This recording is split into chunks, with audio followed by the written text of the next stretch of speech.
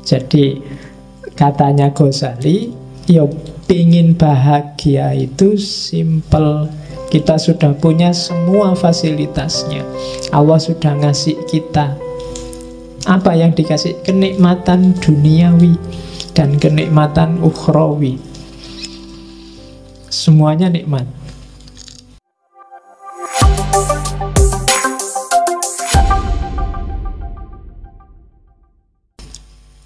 Jadi katanya Ghazali, ya pingin bahagia itu simple. Kita sudah punya semua fasilitasnya. Allah sudah ngasih kita. Apa yang dikasih? Kenikmatan duniawi dan kenikmatan ukhrawi. Semuanya nikmat. Yang pertama, ini ranking 1, 2, 3, 4, 5 itu ranking. Ranking paling atas itu nikmat ukhrawiyah, nikmat besok di akhirat. Sukar dijelaskan, percayalah saja. Karena kalau dijelaskan, penjelasannya pasti tidak bisa eksak. Hasilnya biasanya malah debat. Besok di akhirat kayak gimana? Berapa ya dinginnya surga? Berapa ya panasnya neraka? Kira-kira di surga itu kalau pakai AC itu berapa PK kira-kira? Yang itu susah membayangkan. Ngomong yang eskatologis itu hanya bisa dipercaya. Tapi di sana digambarkan nikmat luar biasa. Cuma kenikmatan surga tidak akan bisa dicapai kalau kita tidak ketemu dengan nikmatnya jiwa, keutamaan nafsiyah. Kalau di dunia ini jiwamu galau, tidak tenang, entah karena apa, tidak mutmainnah, ya kamu tidak akan ketemu kenikmatan ukhrawi. Makanya kan di Al-Fajr itu, ya ayyatuhan nafsul mutmainnah. Kalau makomnya jiwamu belum nyampe mutmainnah, kamu tidak akan ketemu nikmatnya ukhrawi. Jadi jiwamu harus stabil dan nikmat dulu. Kalau di Mizanul Amal, cari nikmatnya jiwa gimana Pak? Yang pertama, akalmu. Dia akan merasa nikmat dengan ilmu. Jadi kita punya akal, bagian dari jiwa kan akal itu. Dia akan nikmat kalau dapat ilmu. Maka sering-seringlah ngasih gizi ke akalmu dengan ilmu. Semakin banyak dia dikasih suplemen ilmu, semakin dia akan merasa senang dan aman. Paham itu bikin tenang, tidak paham itu bikin galau. Teori paling gampang itu. Maka akalmu kasihlah dia kenikmatan dengan ilmu. Terus dirimu, maksudnya kedirianmu, pribadimu, bikinlah dia nikmat dengan warok. Warok itu menjaga diri. Jangan ngawur hidupmu kalau pengen tenang. Ya rumus paling gampang, jangan lakukan yang haram, yang maksiat, jauhi yang syubhat.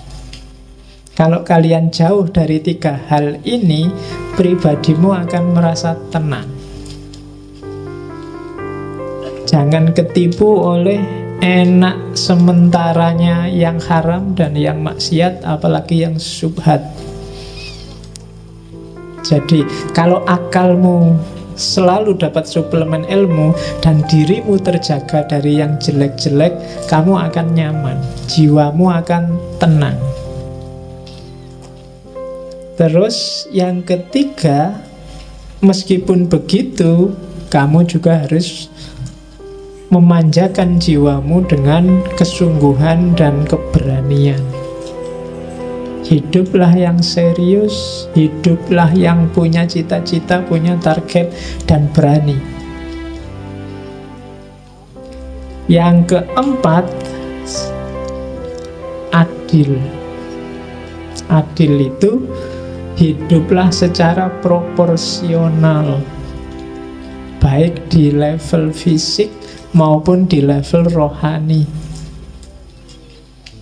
Jadi proporsional itu ya yang harusnya 10 dikasih 10, yang harusnya 1 dikasih 1.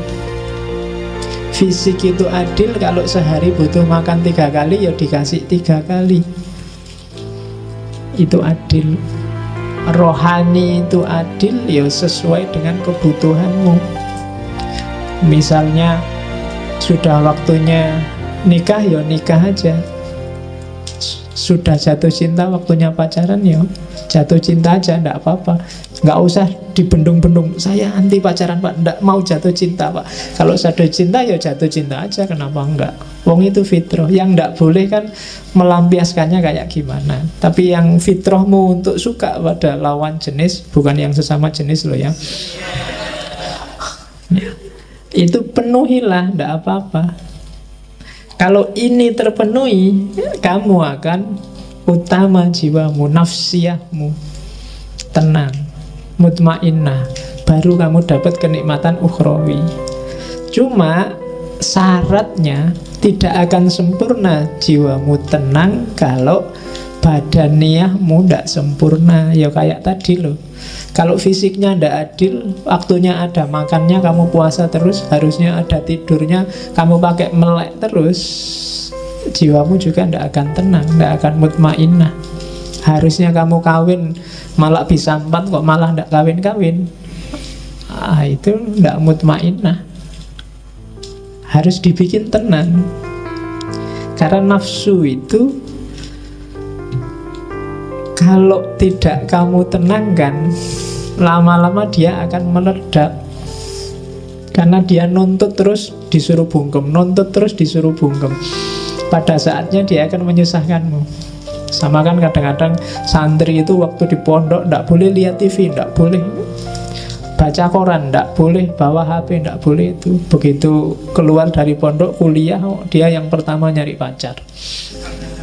Karena kemarin nggak boleh apa-apa, sekarang kumat. Ya, jadi ndak, badaniyahnya beres dulu. Kalau badaniyahnya nggak beres, jiwamu ndak akan beres. Kaya dulu, punya istri dulu, pinter dulu, fasilitas dulu, baru jiwanya bisa tenang. Jadi badaniyah.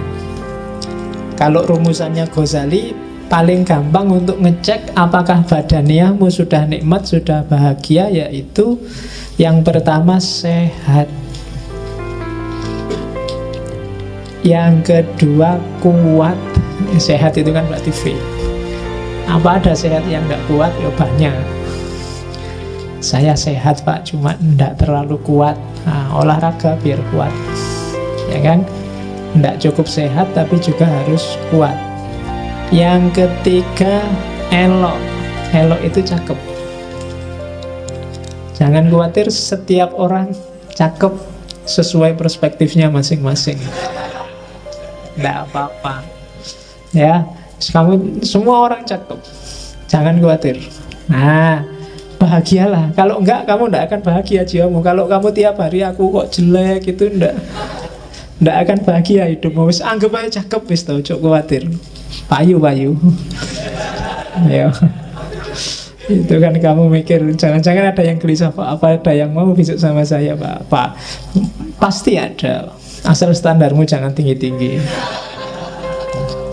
Ya. Jadi sehat, kuat, cakep, dan yang terakhir, yakinlah bahwa kamu panjang umur. Tenang mesti kamu. Sehat.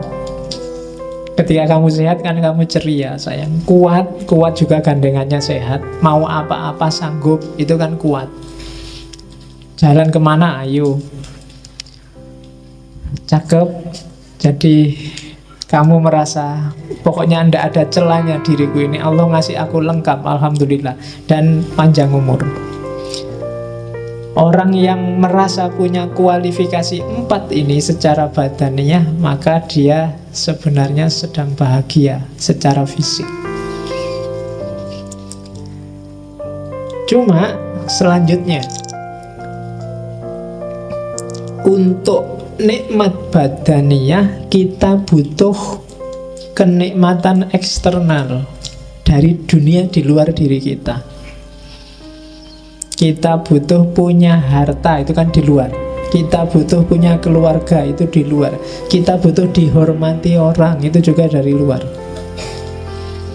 Jadi kita butuh kenikmatan dari yang di luar diri. Dari kenikmatan di luar diri itulah diri kita akan merasa nikmat secara fisik. Dari nikmat secara fisik itu kita akan nikmat secara rohani, secara jiwa. Dari kenikmatan rohani itu pada akhirnya secara ukhrawi nanti kita juga akan nikmat. Cuma kenikmatan dari luar itu butuh pelengkap luar yang sangat luar. Apa bahasanya? Yaitu apa? Kenikmatan taufikiyah. Kenikmatan yang menunjukkan kalian merasa bahwa Allah itu sayang padamu dan ngasih banyak padamu. Sebagus apapun kehidupanmu hari ini, kalau kamu merasa dicueki Allah, atau apalagi Allah benar-benar cuek padamu, kamu gak akan dapat merasakan kenikmatan apapun. Kamu melakukan korupsi, enak loh korupsi itu. Kamu dapat banyak uang, mau apa aja bisa. Tapi karena kamu tahu bahwa dengan kamu korupsi ini Allah tidak akan ridho padamu, maka tidak jadi nikmat. Kamu nyontek ujian, enak kan? Nyontek itu nggak perlu capek-capek belajar, bisa langsung jawab. Dan bener lagi, dan bagus lagi. Dosennya sampai heran, ini kuliah tidak pernah masuk, makalah ndak jelas, disuruh ngomong apa juga temennya nggak paham, tapi jawabannya sip, akhirnya dikasih A. Tapi karena kamu ngerti itu nyontek, Amu itu bukan sumber kebahagiaan. Kenapa? Karena kamu ngerti bahwa sebenarnya Allah ndak ridho dengan nyontekmu. Maka dasar dari semua kenikmatan tadi adalah keutamaan taufiki. Dapat hidayah, dapat inayah, dapat petunjuk, rusd, dan seterusnya. Jadi pertama-tama yakinlah bahwa Allah ridho padamu. Setelah itu carilah bekal yang kamu butuhkan untuk nikmat, untuk bahagia. Nyari harta, nyari kehormatan, nyari status, cari tidak apa-apa, itu sumber kehormatan. Kalau itu sudah dapat, maka kamu akan dapat kenikmatan duniawi, kenikmatan badaniyah. Dengan bekal kenikmatan badaniyah ini, jiwamu juga akan nikmat, bahagia, akan tenang. Ketika jiwamu bahagia, insya Allah besok akhiratmu bahagia. Bandingkan dengan orang yang sejak awal sudah tidak dapat ridhonya Allah, maka kenikmatan eksternal tadi akan jadi sumber bencana.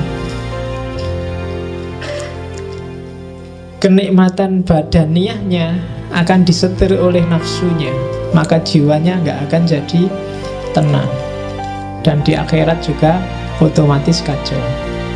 Jadi rumus pertama bahagia adalah pastikan bahwa menurutmu yang kamu lakukan itu diridhoi oleh Allah. Oke, setelah itu baru mikir nyari uang di mana, nyari kerja di mana, nyari istri di mana. Kalau sudah dapat kekayaan, dapat status, dapat kerja, itu kan nikmat. Hasilnya semua itu kenikmatan badaniyahmu. Kamu jadi sehat, kamu jadi kuat, kamu jadi elok, kamu jadi tampan. Kemarin gak punya duit, beli sampo sama sabun aja. Nah kan, kalau duitnya banyak kan sekarang santai, beli parfum, beli make up, malah bisa. Kalau itu sudah terpenuhi kan jiwamu kan tenang. Dan setelah jiwamu tenang, kamu nambah lagi menyempurnakan jiwamu, misalnya dengan cari ilmu, dengan memelihara diri, dan seterusnya. Maka ketika kamu meninggal, kamu akan mutmainnah, dan kamu akan dapat kebahagiaan ukhrawi.